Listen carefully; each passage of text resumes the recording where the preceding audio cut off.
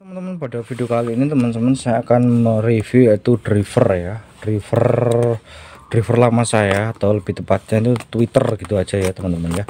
Tapi ini yaitu ada driver yang menurut saya recommended lah, tapi cukup mahal. Tapi ini kalau dipakai untuk outdoor, baik untuk sound system hajatan maupun lapangan juga bagus sih sebenarnya teman-teman. Lebih tepatnya untuk sound hajatan teman-teman. Ini driver Apollo ya teman-teman, harganya cukup tidak terlalu mahal, cukup terjangkau teman-teman ya. Ini driver lama ya, tapi sekarang sudah nggak saya pakai lagi. Memang ini udah lama, bukan karena rusak atau enggak, memang tidak saya pakai teman. Saya punya dua sama, jadi ini saya ambil contoh satu aja.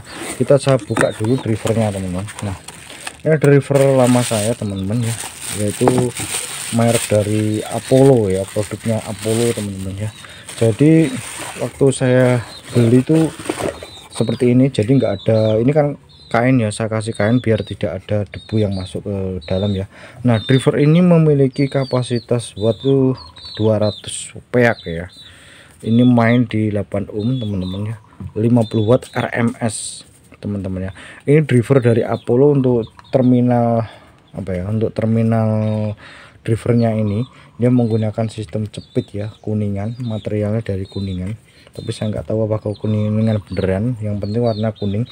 Nah, ini dia menggunakan magnetik teman-teman, magnet ya. Jadi ada beberapa driver yang mungkin tidak menggunakan magnet, tapi ini menggunakan magnet teman-teman. Nah, driver ini kalau dari segi suara itu kenceng, tapi nggak kencengnya itu nggak kenceng apa ya, kan lebih hiknya itu lebih berasa ya, lebih ces-cesnya lebih mantap gitu ya.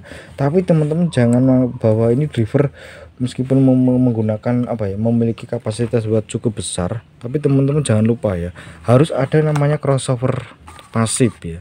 Karena crossover ini pasif ini sangat penting untuk sebuah driver, agar supaya apa, dia lebih fokus untuk suara hiknya, jadi nada mid low nya itu hilang teman-teman. Meskipun sudah ada crossover aktif pun, crossover pasif itu masih diperlukan di komponen driver ya teman-teman. Jadi tetap driver ini masih memerlukan juga yang namanya crossover pasif ya teman-teman. Jadi walaupun sudah ada crossover aktif, tapi crossover pasif itu masih dibutuhkan di komponen driver ya teman-teman. Ini untuk kalau misalkan menggunakan corong, itu corong apa aja boleh ya, terserah mau yang lebar atau lebarnya mungkin seperti dengan ukuran speaker 8 in atau mungkin 12 ini nggak ada masalah. Yang kotak itu juga nggak ada masalah, persegi mungkin ukuran 30 persegi 30 kali 20 juga boleh. Yang pasti dia itu menggunakan corong, nanti diputer gitu aja. Ada yang model kayak di skrup juga ada, tapi yang ini diputer. Ini juga agak berat ya, tapi saya sarankan kalau teman-teman beli driver yang model seperti saya ini ya, pastikan untuk corongnya mungkin corong yang kualitas bagus tuh ya, jangan yang model gampang retak atau pecah. Itu biasanya kadang kerap kali pecah gitu, saya pernah itu soalnya teman-teman. Tapi nggak sampai rusak ya, tapi pecah retak gitu loh teman-teman ya. Nah, drivernya seperti ini ya teman-teman ya. Ini suaranya menurut saya cukuplah apa ya, cukup kencang ya untuk kelas hik gitu. Untuk suara hiknya itu cukup kencang dan halus dan soft, dan vokalnya itu juga masih terkelihatan ya, nggak cuma ces saja, tapi suara vokalnya itu masih dapet ya teman-teman ya. Nah, untuk harganya tidak terlalu mahal, tidak terlalu murah, tapi harga terjangkau ya. Nanti saya cantumkan harga di bawah. Ini sebenarnya saya beli sudah cukup lama, udah ada 10 tahun ya teman ya. Jadi ini sudah cukup lama, sudah nggak saya pakai teman-teman, saya pakai yang biasa-biasa aja teman-teman ya. Nah, ini ada driver lama saya, ini hanya sebagai referensi aja teman-teman ya. Jadi AD441 tipenya, karena driver itu kadang ada yang dipakai untuk khusus untuk di bagian vokal, jadi untuk hik, jadi macam-macam ya jenisnya teman-teman ya. Kalau yang saya pakai ini semuanya ada, baik bisa untuk vokal, hik juga ada, masih masuk di sinilah teman-teman ya, tanya seperti itu.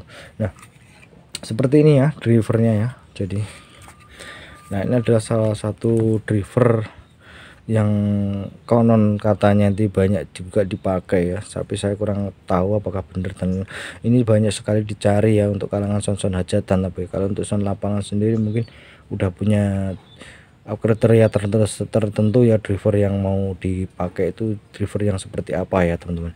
Nah model drivernya seperti ini ya teman-teman. Nah ini adalah untuk crossovernya seperti ini, harganya tidak terlalu terlalu mahal kok, tidak terlalu mahal. Teman-teman harus ada yang namanya crossover ya. Jadi meskipun driver itu harus ada crossover agar supaya itu tidak putus, nanti drivernya itu tidak rusak ya. Jadi agar supaya suaranya itu lembut, hiknya itu benar-benar tidak bercampur dengan yang lain. Nah ini ada crossover ini crossover khusus tweeter, karena crossover itu ada yang khusus tweeter, middle dan sub ya, ada yang 3W ya.